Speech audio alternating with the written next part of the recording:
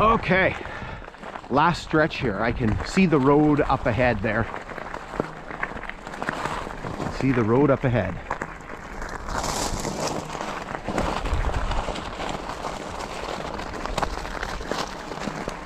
So we got a couple of things here before we get to the conclusion of our hike. Again, we could see this this beautiful look here. I don't know if you can see it in the distance here. You can see there's a line of trees. So basically what that means is that that ridge was burned by the forest fire. You can actually see, again, I don't know if you can see it, but you can see these little trees standing up, and those are burnt trees, and all the new vegetation is trying to grow up to match it. And so that line of trees there means that basically everything in front of it was burned, and just that was a sort of a copse of trees that was left by the fire.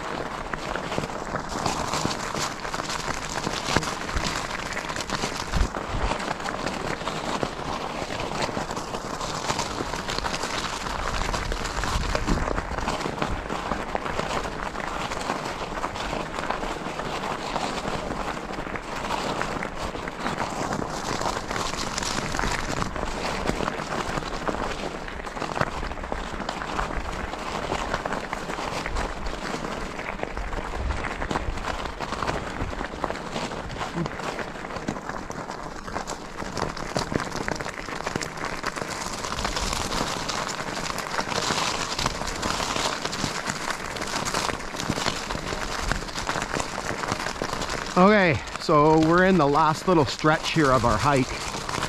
So you can see a few things here coming up. So here we have a creek, and I think it's been replaced by a metal culvert, but you can actually see the pieces of the concrete culvert. So there's some in there, in through the trees over there, and you can see some more right here.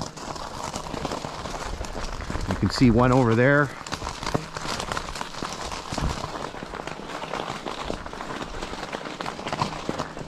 And then here, there's a telegraph pole there. And then there's another one over here. And so I'm going to show you.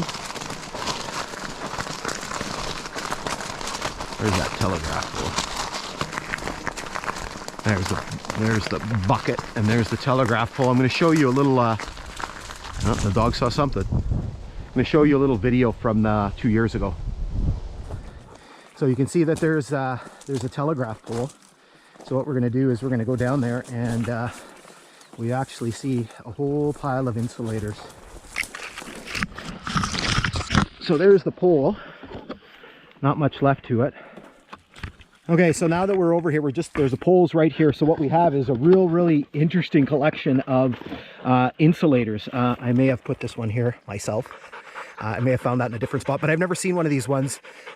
This style, I don't know what it's called. I'll have to look it up, but it's this one actually has the CNR lettering on it. And you can see there's a whole pile of Dominion 42s. And then some different style of Dominion 42s as well. And then there's a whole bunch of green ones, and you normally don't see these ones. So there's Brookfields and there's Hemingways. Again, usually these things are all kind of all kind of picked over, so it's kind of neat to see. Okay, so we're going to jump up on the grade because we're literally done in about 100 feet or so.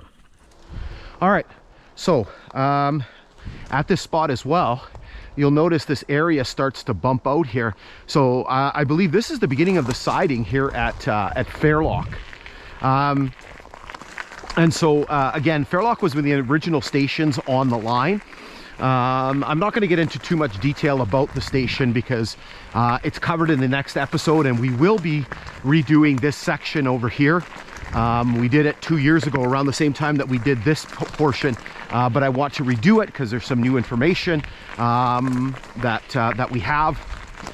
So I'll talk a little bit more about the station at Fairloch when we do that section. So here we have a box for the fiber optic cable. So again, there's a very important fiber optic cable that runs beside the line, so you can see the mileage on there, 82.98. so that means we are approaching milepost 83. I'm just looking here to see if the flanger sign has survived for the crossing. I looked on our way out, I didn't see anything, but sometimes you notice things on the other direction. Here you can actually see that little black piece of rubber here. So this, as I bend down and try to get it, this is one of the pieces off what is known as a ballast regulator. So basically it's a thing, piece of machinery that runs alongside the grade and redistributes and regulates the ballast on the line. So basically make sure that it's you know, because I guess it tends to bunch up or whatever, and so it makes sure that it's all properly spread out. So this is the end of our hike here. This is what is known as Copper Thunderbird Road.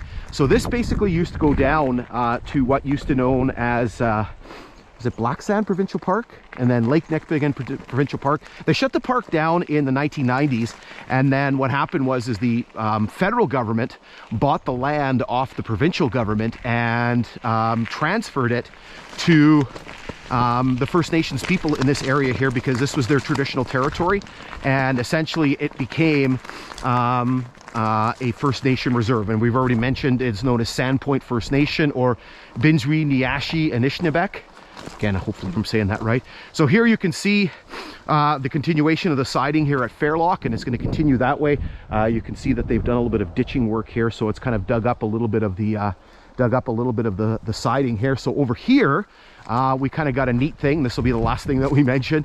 We'll talk about it again in the next segment.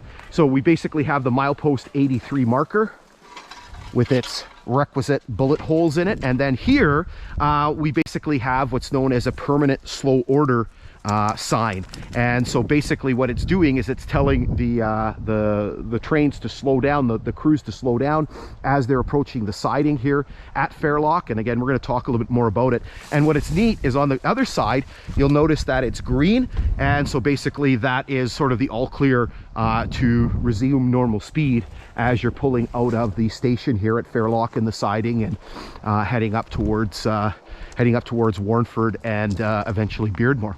Okay, so this is basically the end of our exploration today here at milepost 83 and Copper Thunderbird Road. Again, we've done this next section here, but we are going to be redoing it hopefully next spring, and we're basically going to see some of the great things. There's a lot of stuff to see on this section that basically takes us into we have the station here at Fairloch, and then we have Farlinger, and then we have McDermott, and we have the McDermott Tunnel and the Pustagani River. So there's lots of things on this next section, so you can check out the old videos, but again, we're going to be redoing this. But we will be back with yet more explorations this year, so make sure you stay tuned for those. So again, thanks for watching, and stay safe.